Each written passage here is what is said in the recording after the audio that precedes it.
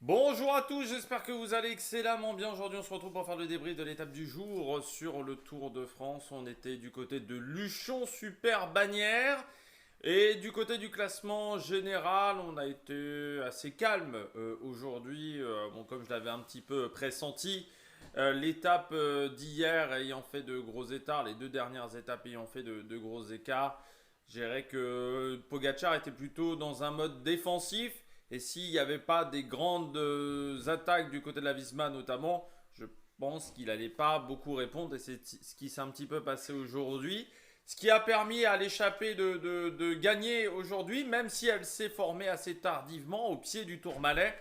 Au pied du Tourmalet qui aura été fatal à Remco Evenepoel qui va abandonner quelques kilomètres après. On en reparlera ce soir, parce que j'aurai des choses à dire sur l'abandon de Remco Evenepoel. On aura également Martinez qui va partir assez vite au final en solitaire parce que l'échappée va pas rester longtemps ensemble.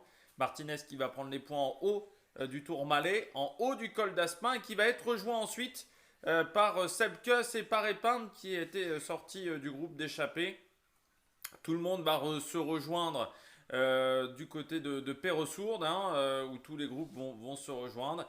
Et à 5 km du sommet de Perresourde, eh bien c'est Arensman qui va s'en aller, qui va s'échapper. À ce moment-là, il y a 3 minutes 30 d'avance, donc on ne sait pas trop si ça peut aller au bout. Et puis comme derrière, Pogacar était un peu en mode défensif, et surtout qu'Arensman n'a absolument pas flanché sur la dernière partie de montée, eh bien il a fait une belle étape et surtout c'est vraiment lui qui sauve quand même pour le moment le Tour de France d'Ineos avec sa troisième place, non deuxième place lundi et là encore une belle performance aujourd'hui avec cette victoire.